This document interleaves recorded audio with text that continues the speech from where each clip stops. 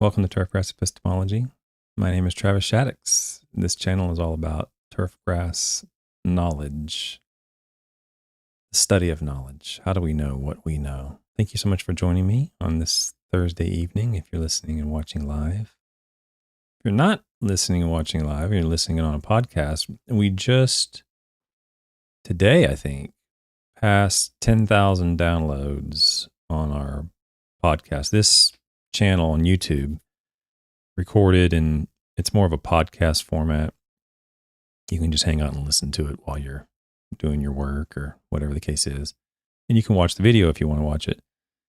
But the podcast is loaded the next day, and we have 10,000 downloads. I know that's tiny, but coming from someone who thought we might have 10,000 is a big number. So thank you all for listening and watching wherever you may be. And I'm just always amazed when I see the numbers, and it's continuing to increase, going up and up and up. And so it's reassuring that this information is interesting or needed, and just thank you all for all you who are listening and watching. Thank you so much. If you want more information or you want more detailed information about your specific program, you can always get a hold of me on calendly.com/TravisShaddox, where I provide some consultation services through Zoom.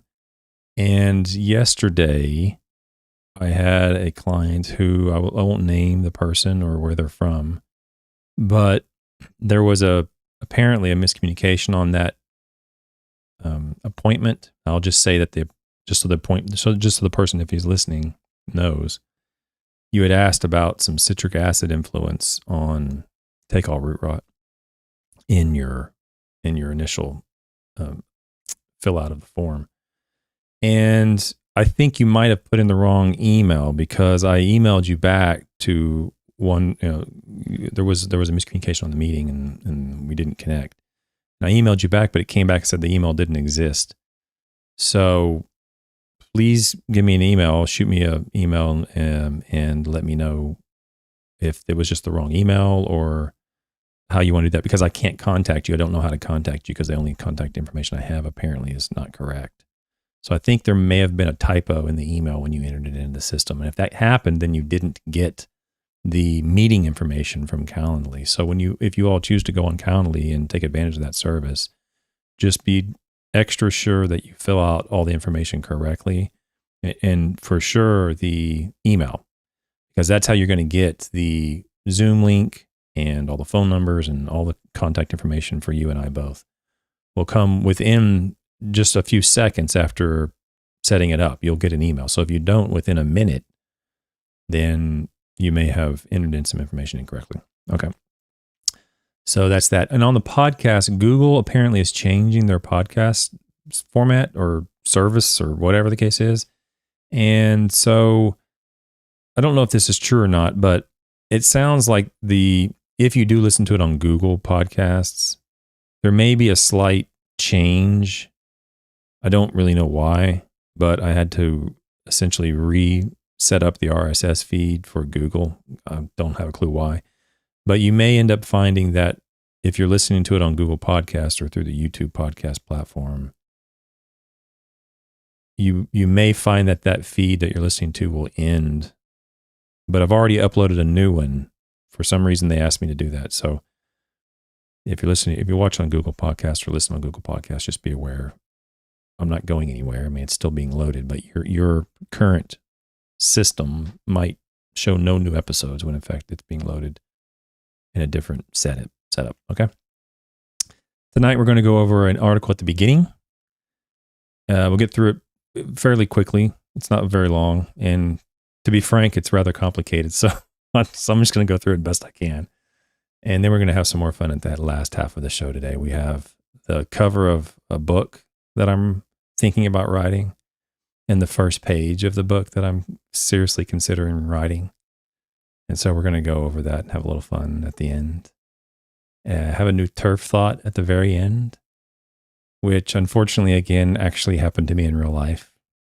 It's funny looking back on it now, but it's quite disappointing, I guess, that it's probably still occurs. But so I have that at the end. And then I have a musician at the end that I've seen. I think I've only seen him twice. But both times that I've seen him, he's come with another group of guitarists when I was living in Florida. There used to be this tour called G3. And I think they recently just announced a new tour or something. I can't remember. They did 2 or 3 tours, G3, which was like Satriani and Steve Vai and Yngwie Malmsteen and those guys. And I went to all those when they came to Florida, but then they stopped doing them back in like 2004, I think, or 5. And I think they're going to do it again. So I saw him with these guys. And the schedule. So the schedule for the upcoming couple of weeks is going to be a little different. So listen up. If you're a member, I posted the schedule just a few minutes ago under the members only channel tab of the YouTube channel. So you can kind of see what's going on for June. This Thursday, well, this is the last episode for Psychology Papers. And I thought I was going to do another one on Monday, but I forgot Monday's a holiday and my kids are out of school, so I can't do it. So instead, I'll do Tuesday night, and I can't do it next Thursday night. I have family coming in town, and so it's family time, and so I won't be able to do next Thursday night. But instead, what I'm going to do is I'm going to do this same show right here next Tuesday night at the same time. So instead of a Thursday night show next week, I'm going to do it on Tuesday night, and that will be when I go over my own personal psychological assessment and walk you through that. I want to provide an opportunity for people to see what it looks like if you've never seen it. And I guess my thought is to maybe reduce some of the potential stigma that might surround psychological assessments and diagnosis of various conditions and get some stuff off of my chest. So I'm struggling with some things. So I'm just going to let it out. And the only people that are aware of that are my wife and my therapist. So I'm just going to let it out, and hopefully that gets me over that hurdle. And hopefully maybe it helps other people realize that, it's fine. It's okay. So no big deal. So that's the schedule for the next couple of weeks. And then next week is only on Tuesday night. And then after Tuesday night, next week, I won't be back on until, because I have family in town, so I won't be back on until the following Monday, I think it is. And that's when I'm going to start going over fertilizer blending. So the whole month of June is going to be a lecture format. I'm not really going to show like papers like I normally show. I have a series of various lectures that I give at various meetings. And I'm going to show those in like an hour segments. So for example, I have a 4-hour lecture on soil testing. I'm just going to break that up. And I think I can do the whole lecture in maybe 3 episodes on the podcast. So that's what we're going to do in June. And I'm hoping that information is out and I can get through it all in June, enough time for you all to use some of that information for your fall fertility plans. If you're going to be doing ordering of any fertilizer, you can maybe use some of that during that process this year. That's kind of what I'm thinking anyway. So that's that. And tonight on the book, actually, when we get to the book, it's a work in progress. So when I get to it, you'll see what I'm talking about.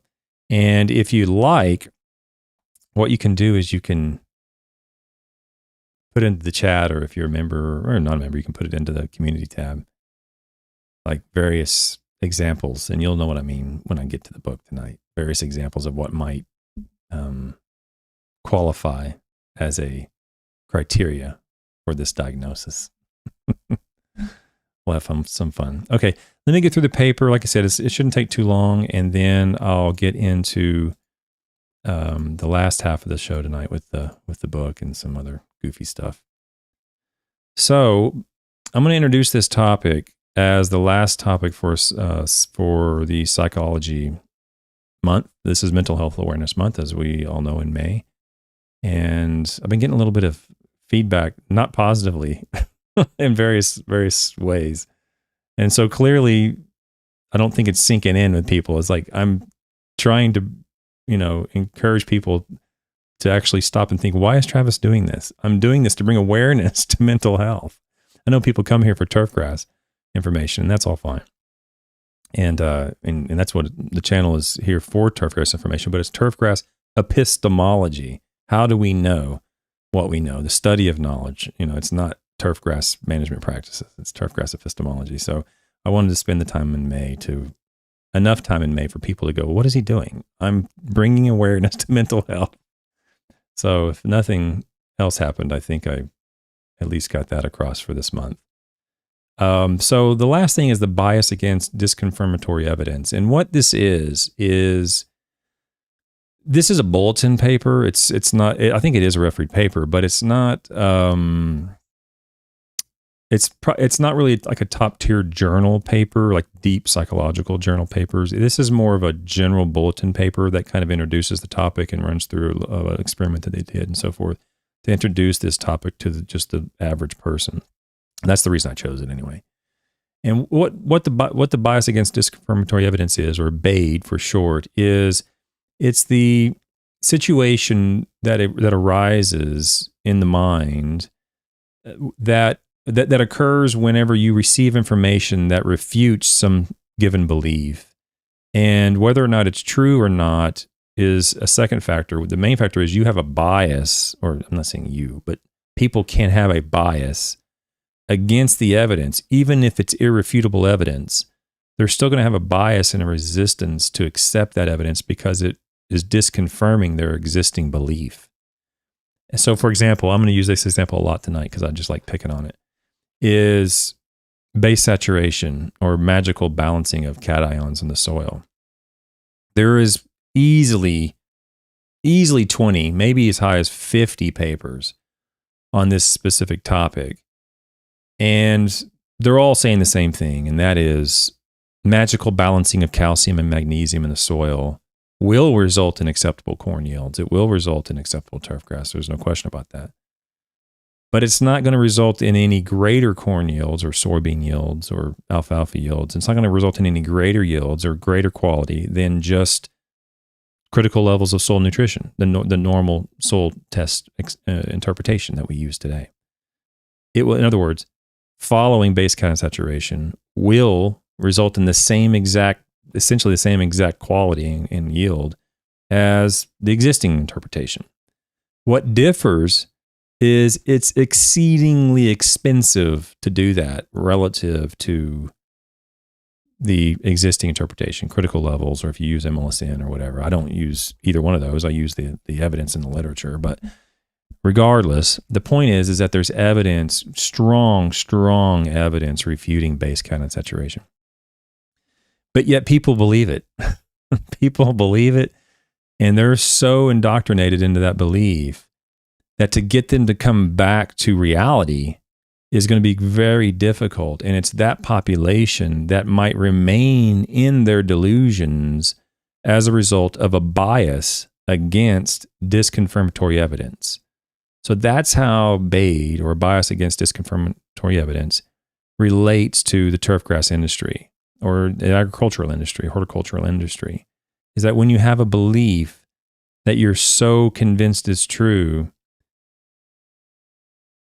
any evidence that comes in that refutes it, it's not easy to not have a bias. You're going to have a bias in some cases against that evidence. In my case, as a scientist, I can give you many examples where I've had a bias against information that comes in.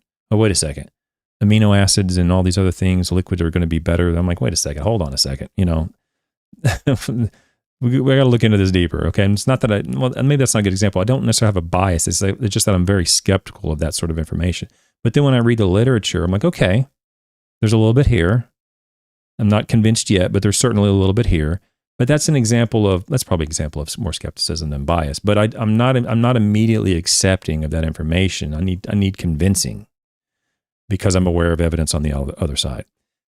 So we want to be mindful that BAID is a real phenomenon. It really happens. You have a bias against information that conflicts with your political view or conflicts with your religious view or whatever the case is. You have a bias against that. You're a human. But it's those biases that before this paper was written, there was some confusion or some ambiguity about whether or not that bias against disconfirmatory evidence actually contributes to delusions. And it's this paper that apparently, I'm not an expert in the psychological literature at all. I've read 5 papers in psychology, so I'm not a psychologist. But it seems to me that this paper has pretty decent evidence indicating that indeed the bias against disconfirmatory evidence contributes to delusional ideation. In other words, you're deluded.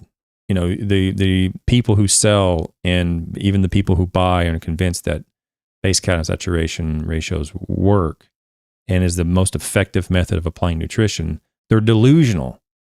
And any information that comes into them, they're going to have a bias against that keeps them in that delusional ideation. Okay? So let's get into it and we'll see where this goes. Okay, so a bias against disconfirmatory evidence is associated with delusion proneness in a non-clinical sample. This was published by Woodward, Buchy, Moritz, and Liotti, and Schizophrenia Bulletin. Now, this was published in 2007. Now, you're going to hear a lot of psychological terminology like schizophrenia and schizotypy and these things. And there is a connotation of those words and a denotation of those words. And when they're using them, they're talking about the denotation of those words. So I'm not calling anybody schizophrenic because you're delusional and you believe in base saturation. I'm not calling anybody that. Neither are they. But it clearly is a delusion. And when they say delusion, they're saying it's associated with schizophrenia and schizotypy and all these things. So just be mindful. I'm not calling anybody a name or anything. Okay. The introduction.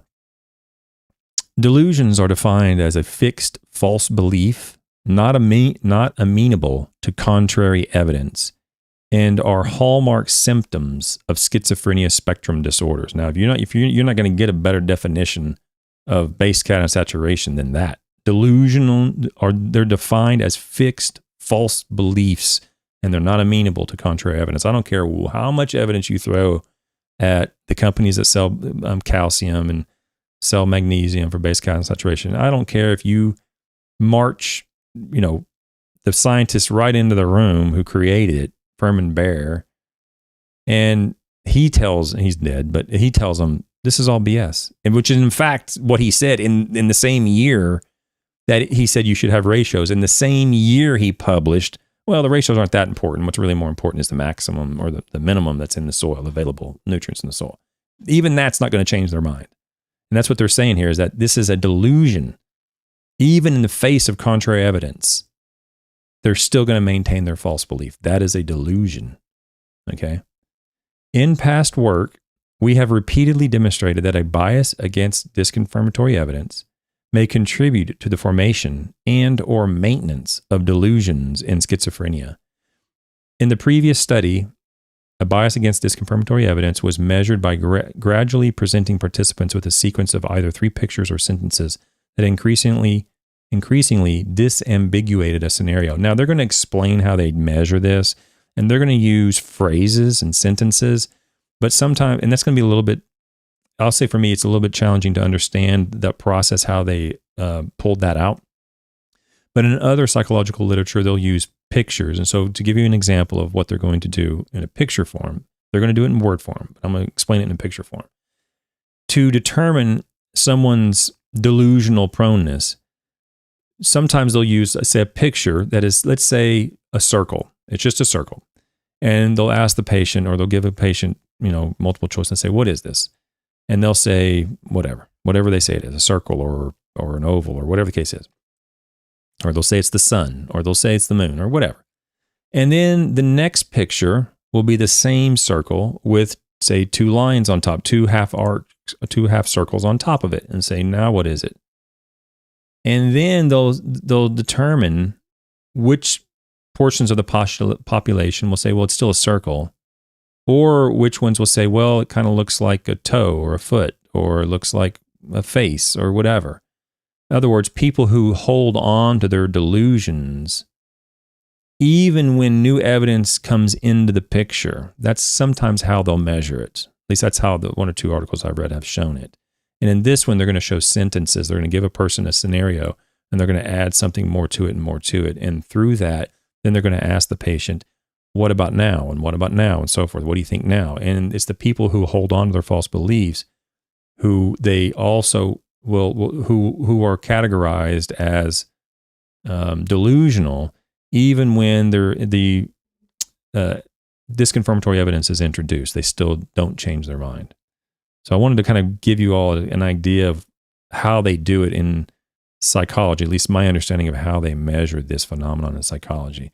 They'll introduce a situation, and then they'll slowly change it, and even including confirmatory evidence and disconfirmatory evidence, and then see how long it takes the patient to actually recognize that it's not what they thought it was.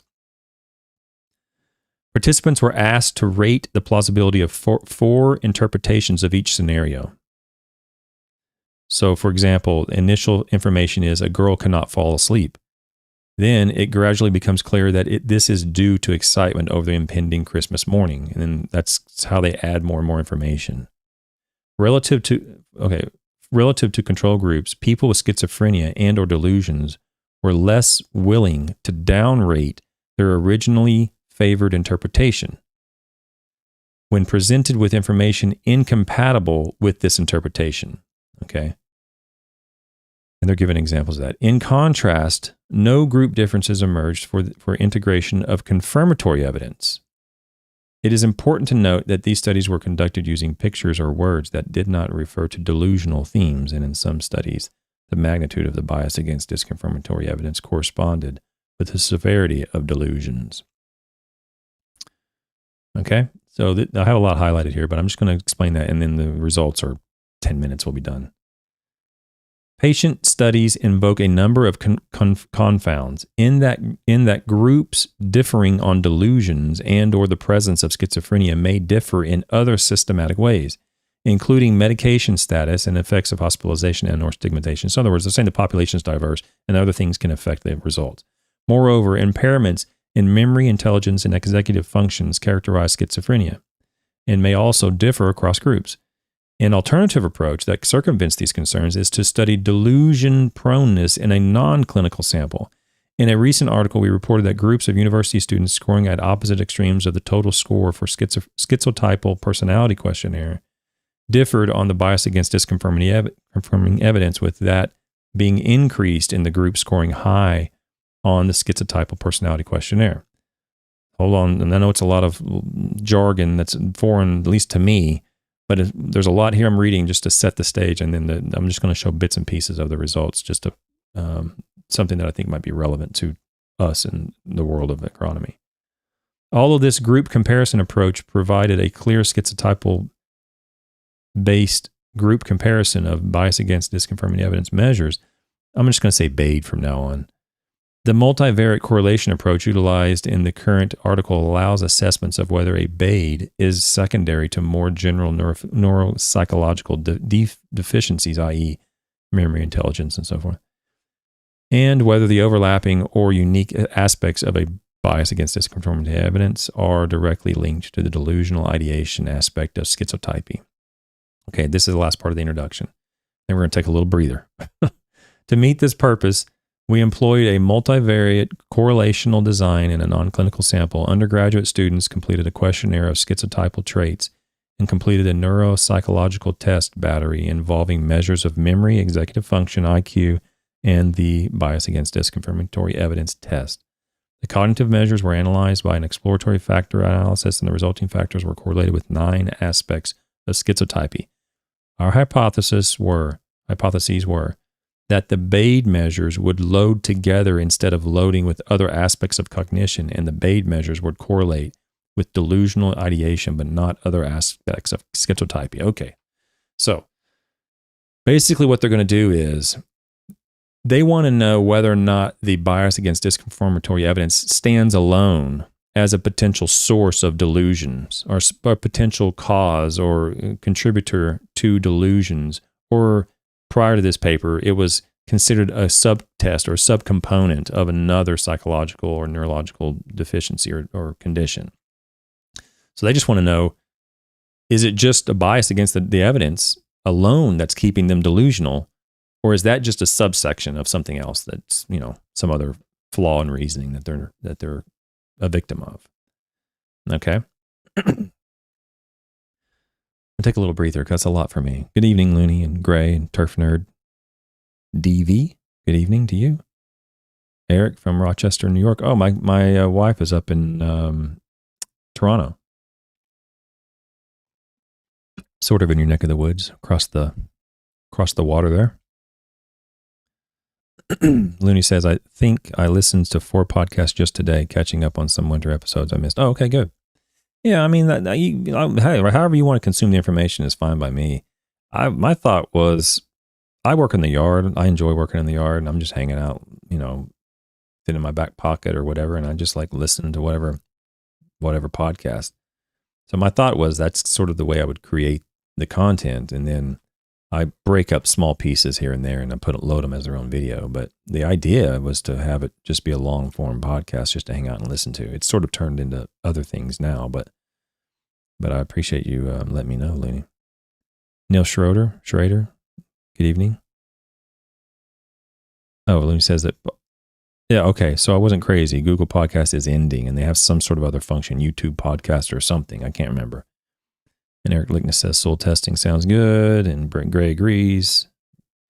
Good evening, Brady, and good evening, Rob. Okay, we're all caught up. Okay, methods. In total, 535 undergraduate students were screened for schizotypal traits with this SQPQ, this schizotypal personality questionnaire. In accordance with the previous schizotypy studies, individuals with this questionnaire scores greater than 90% and those less than 10% were requested to participate in the second session in exchange for course credits. So in other words, they're taking the top 10 percentile and the bottom 10 percentile, and they're just testing those. They're not testing the group in the middle. 37 high schizotypal and 32 low schizotypal individuals completed the full neuropsychological battery. The high and low schizotypal groups were found to differ on the BAID measures. So in other words, they're testing the extremes to see if there's a difference. Okay, and then the current article, using the same subjects, we focused on potential overlap between BAID, or the bias against disconfirmatory evidence, and more widely studied neuropsychological measures, and whether overlapping or unique aspects of the BAID correlated with delusional ideation subscales on the SPQ, which is the schizotypal personality questionnaire. Okay, so there's only a little bit left, and then we're going to get into the results, and that's it. The BAID test employed here was based on previous versions of this test, and the details regarding administration are available elsewhere. The current version consisted of 30 written delusional neutral scenarios. So as I mentioned in the introduction, they're going to use like a sentence or two or scenario, and then they're going to add things to it that are disconfirming what the person might have thought when they first read the first sentence, or they're going to add things that do confirm what the person probably believed was occurring in the first sentence. And they measure, even though the evidence is clearly refuting what the first sentence implied or what they believe based on the first sentence, clearly the next sentence is clearly refuting that. They measure how long it takes someone to actually change their belief, basically is what they're doing. The plausibility of 4 interpretations was rated for each scenario. Each scenario had 1 true interpretation, 2 lure interpretations, and 1 absurd interpretation. See, I'm not the only one who uses the word absurd. It's actually in a psychological paper, absurd. The true interpretation appeared implausible initially, but became more reasonable as additional information was revealed. The lure interpretation appeared plausible initially, but became implausible as additional information was revealed, and consistent of 1 lure designed to refer to an emotional interpretation and 1 designed to refer to a neutral interpretation. The absurd interpretation was designed to be implausible at all stages. Now, if there's one absurd topic in turfgrass and soil science, it is base cation saturation. There is no question about it. It says the absurd interpretation was designed to be implausible at all stages, and base cation saturation is implausible at all stages in the scientific literature. You can go back 100 years in the 130, 40 years, the 1880s and 1890s, and you can read from the very beginning when they started looking at calcium, magnesium, and you read all the way up into Furman Bear's papers. You can read all the way up into the 50s and 60s and all that stuff. And they all say the same thing, and that is The plant's growth will be the same as the other method, but it's going to cost a lot more money and a lot more resources to do it. They all say the same thing. So the absurd interpretation is the base cation saturation. That's an absurd interpretation. Maybe they use that as their example. Who knows? Disconfirmatory and confirmatory evidence was introduced by 3 successive sentences, i.e., Ginny can't fall asleep. Ginny can't wait until it's finally morning, and Ginny wonders how many presents she will find under the tree. Now, I'm not wise enough to understand exactly psychologically why, the sentence structure and all this stuff was set, but they had a rationale to how they added in information to confirm or refute what was the first sentence was, and then they just measured the difference in the belief over time. All right, the results. When correlating the factor scores for 9 subscales of the SPQ, which is I can't ever remember that. The SPQ is the Schizotypal Personality Questionnaire. The only factor that correlated with delusional aspects of the Schizotypal Questionnaire was integration of disconfirmatory evidence. So that tells you right there. The only one that correlated with it was the introduction of disconfirmatory evidence.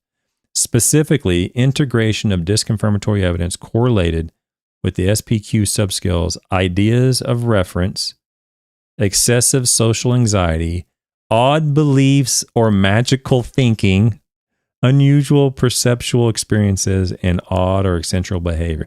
So you could, odd beliefs or magical thinking. How many times have you heard me say the magical ratios in the soil? Oh, we got to keep the calcium at 65 percent of the CEC, and got to keep the sodium below this number and the magnesium above that number. And it's all just magical thinking. So they even have a category here. Like if there was a soil scientist who sells base cation saturation that was in this test, they have a category just for them. Magical thinking. It's great. Discussion. The current investigation of schizotypy focused on whether the BAID, 1, taps into an aspect of cognition not measured by other more traditional neuropsychological tests, and 2, is correlated with delusional ideation and not other aspects of schizotypy. The results suggest that BAID measures are independent from the other cognitive domains measured here, and that integration of disconfirmatory evidence correlates with aspects of delusional ideation as measured by the Schizotypy questionnaire. So there you go. It's basically that simple. Correlates very well, and this is what they're talking about. So this is the table 3, the correlation of schizotypal personality questionnaire subscales with neuropsychological and integration of disconfirmatory evidence factors. So they have this column here that says integration of disconfirmatory evidence. So this is what the correlation was when they introduced disconfirmatory evidence. And this is the star denotes a significant influence. And then here's the categories that it had an influence on. So the ideas of reference and then exactly what they just mentioned. And then here's odd and eccentric behavior and odd beliefs or magical thinking. It's fantastic. That's great. So this is what they're talking about. This is where all the influence came. There was one little star over here between IQ and no close friends, but nothing else really had an influence. It was the integration of disconfirmatory evidence that had a significant influence on these factors, ideas, and excessive social anxiety, odd beliefs, and magical thinking. Let's get to the end. 3 more sentences, and we're done. These data place the bias against disconfirmatory evidence among other cognitive biases, such as jumping to conclusions. Now, I haven't gone over that fallacy. I don't recall. I don't think I've discussed that one, but I will. Liberal acceptance. I know I haven't discussed that one. Attributional bias, theory of mind, and knowledge corruption. These are all known logical fallacies. They're denoting them as cognitive biases. They're very similar. There's a bias and then there's a logical fallacy. So these are biases that are known and psychologically identified. So the data places the bias against disconfirmatory evidence with all those as candidates for dysfunctional aspects of the cognitive architecture that underlie delusions. Last sentence, the implication is that in their most severe forms, these cognitive biases may combine to contribute to the formation of the delusional aspect of psychosis. So to make it real simple is the phenomenon of being biased against information that refutes your position is directly, not indirectly, associated with delusions, either creating them or maintaining your delusions. So that bias has got to go. I mean, you've got to be aware of it. Being aware of it, I think, helps. And even helps me. Like, I had a guy come by the house months and months and months ago, maybe 2 years ago. And he wanted to talk to me about, well, I'll leave that out of it for now. He wanted to talk about a topic unrelated to agronomy. And he was asking me questions, and I got to thinking, I was like, wait a second. Am I being biased against what he's telling me? Or am I receiving it with an open mind and then assess it based upon the available evidence? And I realized I was being biased. I was resistant to listening to him because, well, one, I was familiar with some of the evidence on the other side, but I still want to be open to listening to the other person's perspective. And one thing that gets me the most is that how little, at least this is just my position, I could be wrong, how little time people spend investigating the opposite opinion or the opposite argument. So if I'll use basic cation saturation again. I can sit here and just bash basic cation saturation and whatever. One reason I can do that with confidence is because I'm taking the time to actually read the other person's perspective, the junk books that they've written on this, and all the misunderstandings of calcium and pH that they somehow, are diluted and just overlook. But at least I've gone in and I've read their perspective because I want to why do I do that? Because I want to understand the other person's argument so I can either, one, determine whether or not I'm correct. I could be wrong. But if I realize their argument is flawed, I can use that. If it ever comes up in a conversation, I can have a conversation with the person because I've read their position. You can say the same thing about politics. You can say the same thing about religion. How many people have actually read the Quran? How many people actually take the time to read the other person's religious holy book? Right? Very few. Very, very few people do that. So when you have these biases and you're so stuck in your belief, understand that those biases are contributing to your delusions, or they can be contributing to delusions if you are delusional. And we want to be aware of the bias. And then hopefully if you recognize yourself being biased against the information, you can catch yourself and go, whoa, hold on. Skepticism and bias is two different things. I can be skeptical and still listen to the information, receive the information, try not to be biased against it as best you can. And then, you can take a position one way or the other based upon the evidence that's available.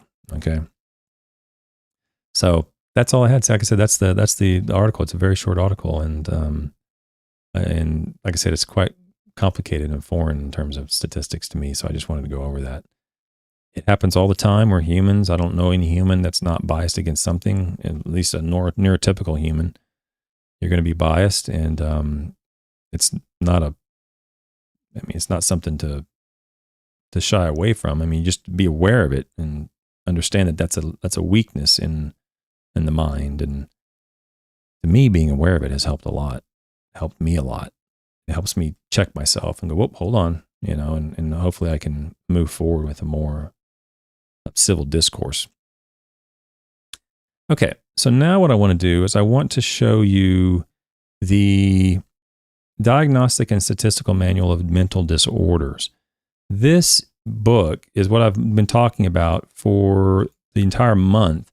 This is the book that psychiatrists and psychologists use to render a diagnosis on whatever it may be. It could be attention deficit. It could be schizophrenia. It could be autism. Whatever the case is, it's in this book more than likely. And I wanted to kind of walk through one page or whatever to kind of show you the format, because I'm going to use that format potentially use that format in my book. And I'm going to use that format on Tuesday night. I'm going to use this as a stepping stone or building block to when I go over my own psychological assessment. You'll see that it's not just this, it's not just that. It's a series of criteria that have been met in collaboration or in coordination with the psychologist's professional opinion or assessment of the patient, not just you walk on your tiptoes, so you're autistic, or you can't sit still in your chair, so you have ADHD. It's not what it is. It has to meet a certain series of criteria, and along with the professional's opinion. So this is the book, and I'm going to skip ahead to, I just happen to know this one is $2.99 is autism. So this is an example of well, let me back up.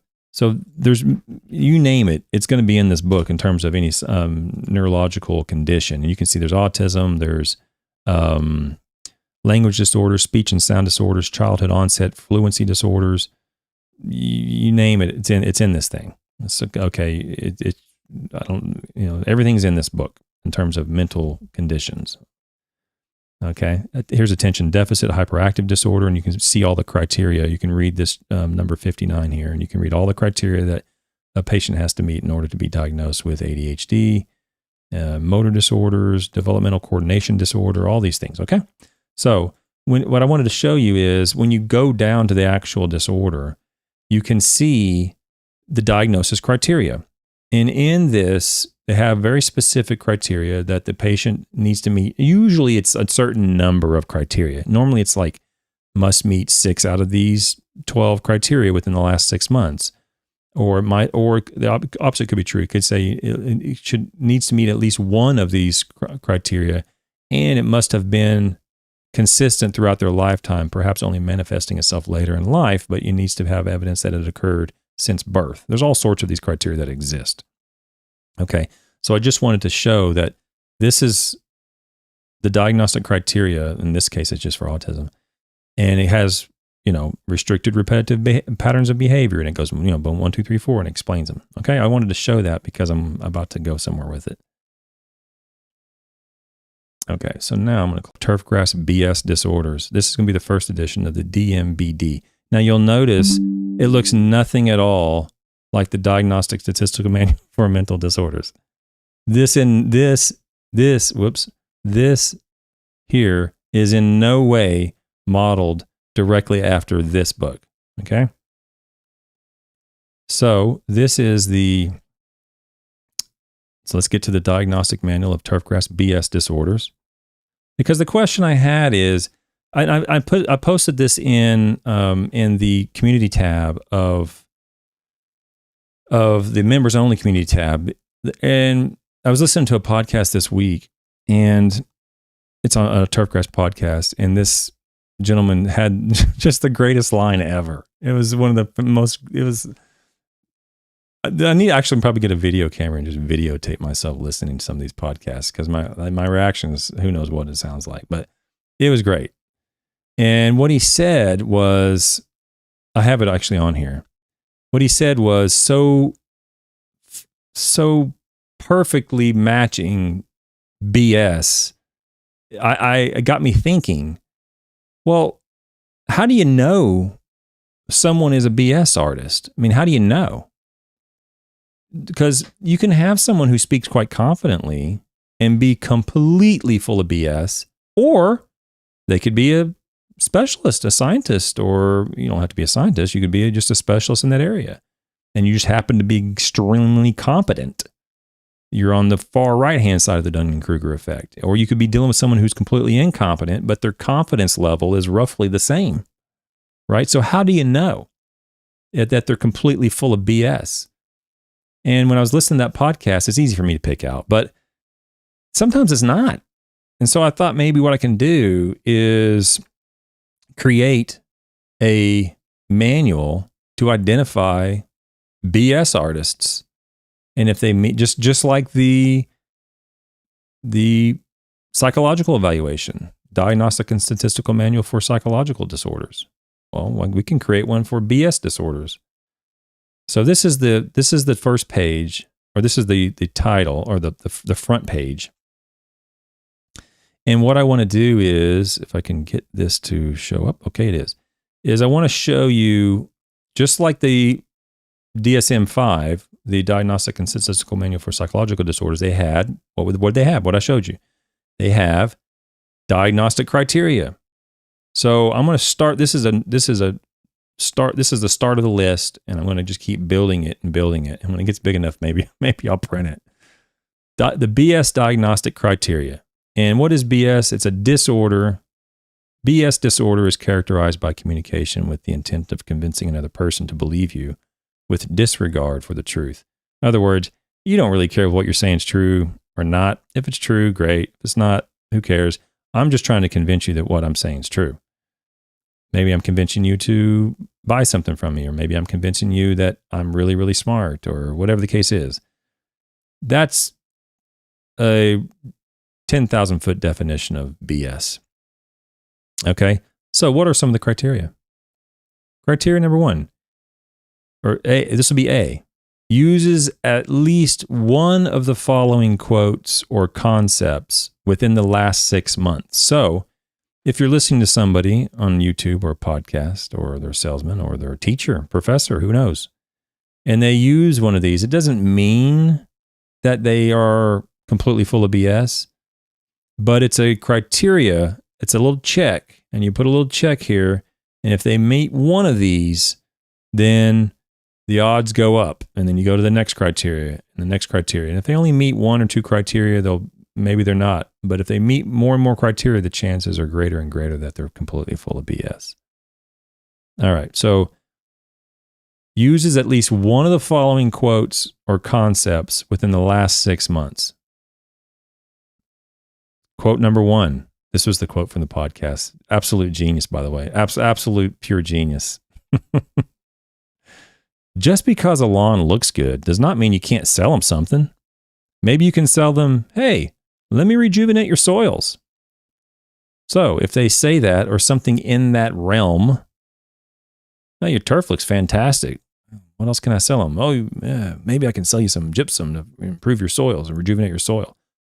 If they say that, and they've said it in the last 6 months, that's one criteria that's been checked off. So you're possibly dealing with a BS artist. Quote number 2. Also this week. This happened to me this week. Our fertilizer has been certified by the state to be the most effective for your soils. If you ever have a salesman tell you that, put a check by it. They fit the criteria, the BS diagnostic criteria, if they say that in the last 6 months. Our fertilizer has been certified by the state to be the most effective for your soils. I had a guy come by this week, poor guy. I didn't say anything about who I am or anything like that. But he said, hey, and they come by, and I chit chat with them, and they say, hey, we're selling lawn service. And that's okay. What are you doing? What do you got? And what I want to know is what it costs, what they're going to do, and then what it costs. And they don't ever tell me that. They want my phone number and my email. And I say, well, I'm not going to give you that, but I am interested in what you would do and what you would charge. And he says, well, we do fertilization and chemical control and all these other things.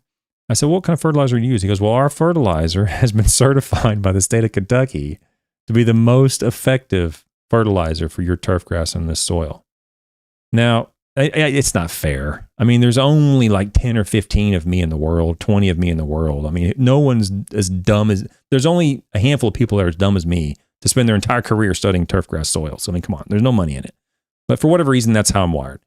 So there's only a handful of us in the world, and he happened to come by the one house that does this, as a career. And I said, well, what do you mean? What do you mean by fertilizer and certified? I don't understand what you mean by certified by the state of Kentucky. Did they test it or something? Or did they, what does that mean? I don't know what that means. And he said, yeah, well, and he was honest. He said, well, I don't really know. I'm a new employee, but I think what they did was they sent it to the state of Kentucky, and they sent it to the lab, and they analyzed it, and they determined that it was actually what it is. It's okay. And he, he said, hey, I don't really know, but so he was very polite and very respectful and very truthful. He was honest. He said, I don't know. That's a good question. I haven't been asked that. I'm new. But if they say that fertilizer has been certified by the state to be the most effective for your soil, the state is not going to certify. I don't know any state that's ever, maybe they do, but I've never heard of any state ever certifying a fertilizer to be the most effective for any soil in the United States. I don't even know if such a thing can even be done. I mean, scientifically speaking, I don't even know if you can even determine that. And because fertilizers are going to have an infinite number of possibilities. Okay. In general, when you start with just urea or just ammonium sulfate, and then you only move away from that when you have a good reason, you're probably going to end up sticking with a urea or ammonium sulfate for a long, long time. Unless like I said, unless you have a good reason, maybe you're low in phosphorus or, something else. There's cases where you need to apply something other than just urea or ammonium sulfate. But even if it's urea and ammonium sulfate, which has been proven for 100 years, well, maybe not 100 years, but 60, 70, 80 years, even those aren't going to be certified by the state as the most effective. I mean, come on, it's ridiculous. So if they say that, put a check, because that's BS. What's the next one? Instead of feeding the turf, we're feeding the soil. I hear this all the time. This was by the same guy on the podcast. Instead of feeding the turf, we're feeding the soil. You want to feed the soil. You want to feed those microbes, and they turn around and feed the turf. That has been studied as well as the base concentration. That idea of feeding the soil versus feeding the plant has also been studied. And consistently in the literature, it shows plant, and therefore we are feeding the plant. Okay, so if anybody ever says to you, I might get disconnected here, guys. I'm sorry. If I get disconnected, something happen here. If anybody ever says, oh, now I'm worried. What do I do? OBS just gave me a warning. He said it's going to get disconnected. Are we still here?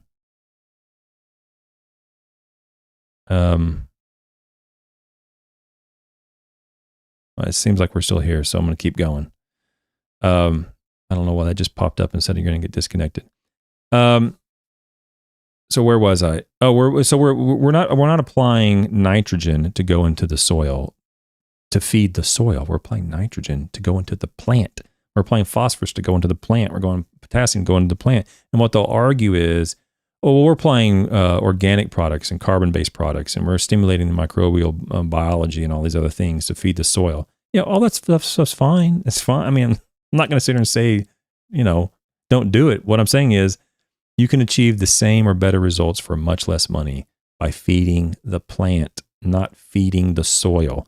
Now, in some cases, applying products to the soil is necessary. Applying products are necessary to ameliorate or to remediate the soil, not the plant. But those are very specific and usually pretty rare, okay? But in some cases, you can do that. I'll give you an example. In some cases, the application of wetting agents can be of great, great value, and it's a complete soil-related product. It has nothing to do with feeding the plant. You're actually alleviating soil water repellency by applying a wetting agent, and that in turn results in more uptake of water and nutrients by the plant and so forth. So there are examples of this, but when we're talking about feeding the soil, we're talking about nutritional applications to the soil is hogwash. That's BS. Let's look at number 4. You need to balance your soils. Your soils aren't properly balanced. That's base saturation. Your soils aren't properly balanced. And really, I don't think Furman Baer even intended this to happen, but it's really a genius sales pitch, really. I mean, let's be honest. It is a sales pitch where the salesman can never lose. Because no matter what you put out, you're constantly trying to keep the calcium up. And if it's too high, then you're going to apply magnesium to balance it out. And then if those are right, but potassium's too high, you're going to apply more calcium, bring the potassium down. You're constantly balancing things with your right and left hand. You're constantly trying to keep all the balls in the air. So it really is a genius scam for salesmen to make as much money as they can, because no matter what the soil test says, you can almost always find an invalid reason. It's a reason, but an invalid reason to sell the customer something, even if they don't need it, even if the plant would not respond favorably to it. So if they ever say balance your soil, put a check mark. Say, okay. It goes in the check mark of The BS diagnostic criteria. Last one. You need to apply calcium. Your calcium's too low. I'm telling you, your calcium's too low. I mean, I would put money that 99.99% of the entire turfgrass professional population industry has never once seen a calcium deficiency. Unless it's like intentionally conducted, like in a greenhouse or something where you intentionally did it. You know, I'm talking about in reality, in real life. I bet there's people who think they saw a calcium deficiency. I'm sure that exists. But a bona fide calcium deficiency, basically no one's ever seen that in the field. I mean, I know I'm dealing with tens of thousands of people, but maybe one person or two people have maybe diagnosed that, where it's a bona fide calcium deficiency. But your calcium is fine, okay? It's fine. And only in extremely rare cases. I mean, just agronomically unimportant soils, basically. Maybe you're trying to grow grass on a soil that is agronomically and not appropriate to be growing soils on. In those cases, maybe you can find some calcium, funny numbers in calcium. But applying calcium is almost always a massive waste of money.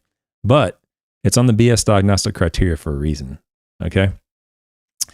So I think these are the only 5 I have listed right now, but this is not an ending list. I'm going to keep adding things to it as I go, as more and more stuff comes my way. So if you're a member or not a member, and if you want to add to the list or throw something at me that you think should be included on the diagnostic criteria, send it my way and I'll consider putting it on this list. There's more on the list than just these 5 right now, but these 5 are under the quotes or concepts. So A is all quotes and concepts. Now B if the person has an answer for every question in every discipline of turfgrass science. So if you ask somebody a question, or if the person's on, whatever, in front of an audience or whatever the case is, and everything that's ever asked of them, they say it as if they give you an answer and they believe it's true. That's a sign of a BS artist. No one can know everything about everything. Okay, the smartest people I know in science, when they're asked, I'll just use one example. Let me leave the names out of it. But when this person is asked a question, I know she knows the answer. She knows the answer. Okay, but if it's outside of her discipline, generally what she'll say is, "I'm not sure. I think this is the answer, but who will know that is whoever."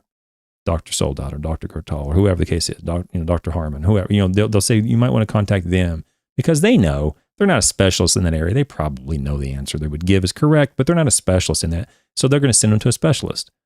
So even the most knowledgeable people in pathology and in entomology and nematology, even those people, when they're asked questions about another discipline, they're not going to answer it. Very, very rarely would they answer it. Okay. But if they did answer, like let's just say hypothetically, this definitely did not happen. Okay, let's just say hypothetically, we had a past professor who's no longer a professor, and he's at a meeting and he's asked a question about pathology and he answers it. And he asks a question about nematology and he answers that. And he asks a question about entomology and answers that. And the fertility answers that and answers that. He could be a BS artist too. There is no immunization against BS just because you were a professor. Okay, PhDs and professors are some of the best BS artists out there. Okay, generally speaking, they're going to refrain from that. Okay, they're going to move you to a professional or to a specialist in that area, but some of them don't. And one of them was one of the best BS artists I've ever ran across in my life, and he was a professor. So if they have an answer for everything in every discipline, that's probably a pretty good sign that they're a BS artist. But they might not be. They might not be. All you're going to do is you're going to make a note of it on A. If you have any of these, you're going to make a note. Okay, he or she checks the A box. Does he answer every question in every discipline? Okay, yep, he checks that box. Okay, and you're going to keep going through. C, does he use marketing that does not contain a citation to a refereed paper? Now, as you all know, I was a market manager for 2 or 3 years at a major company. And I can tell you right now, I have never seen a single piece of marketing that ever contained a citation to a refereed paper. So what this means is that if the person comes in and uses essentially any data on any marketing sheet, that's a check. You can put a little check by the C. Doesn't mean they're BS artists. They might not be, but if they check the A box and they check the B box and they check the C box, there's a pretty good chance that they would fit the diagnosis of the BS disorder. That's what I'm going to start calling it. The BS disorder. Okay, I'm going to keep building this thing as I go. I think it's the last one. Yeah, it's the last one I have right now. So if you have any other ideas, oh, here we go. Oh, I haven't been watching the chat. I'm sorry. Yeah, you already got some good ideas already. Liquid aeration. Perfect example. I'll put that in there. You need to use some liquid aeration. That's another good example, Eric. Very good one. I like that. I like that a lot. Yeah. I'm sorry, I haven't been keeping up with the chat. I've been daydreaming through my own stuff here. So that's that. All right. So what I'm going to do is I'm going to keep building that book. And if you feel free to put it in the chat or feel free to put it on the community tab, and I'll keep adding to it. And maybe I can come up with at least a small pamphlet of a checkbox or a criteria for what would need to be met in order to diagnose the person you're speaking to as someone who has BS disorder. All right, let me read the chat real quick.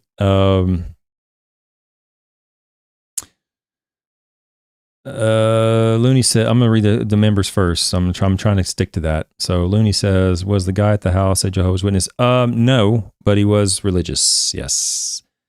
I don't know if you care to know, but I used to hang up on religious phone calls, and I used to shut the door on Jehovah's Witnesses and people that come to my door. I used to kind of be rude to them. And now I don't do that at all. I never do that now. If they call me, I sit down and talk to them. If they come to the door, I'll bring out 2 chairs on my garage. I'll sit down there and I'll talk to them. And what happens over time, what has happened to me over time, is that they stop coming by. They don't come by anymore at all. And I'm like, did I ask too many questions? Did you not like the questions I was asking? So he was religious, but he wasn't from Jehovah's Witness. And the Grass Factor says, my name should be under the bipolar variant of the DMB. Oh, okay. Okay.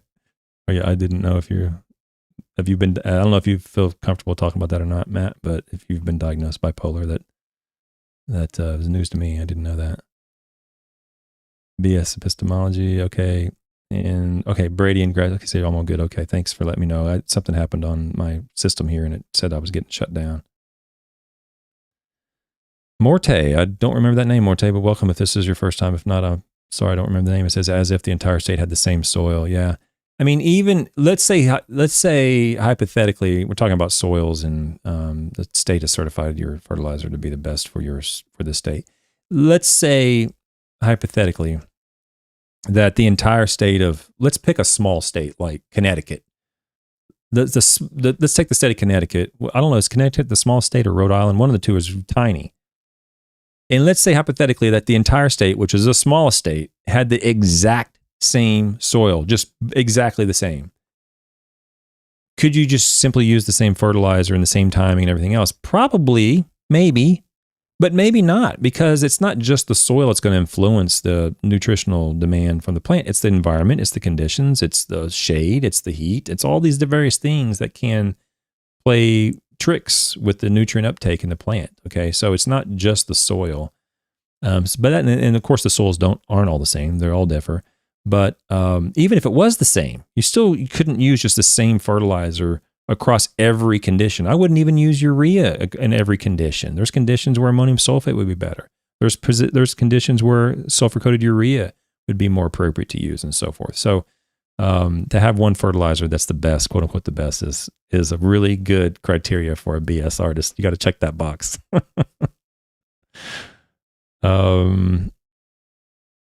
The Grass Factor says, I hate to admit it, I've applied all kinds of calcium variants hoping to see some kind of magic happen. Oh yeah. No, you can't feel bad about that stuff. What would kind of break my heart or be disappointing is if people continue to do that even after being presented with refuting evidence or evidence to the contrary that would be more easy to use or more appropriate to use somewhere else.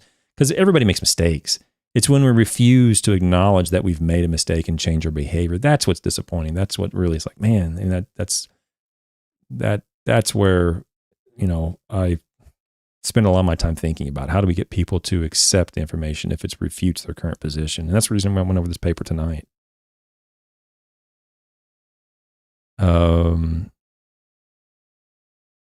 Grass Factor says you should apply as much as you can afford. Don't remember who said that, or I'm pretty sure I never said that, but I'm sorry. Sometimes I'm a space cadet. Sometimes I don't remember everything that the other stuff that's going on.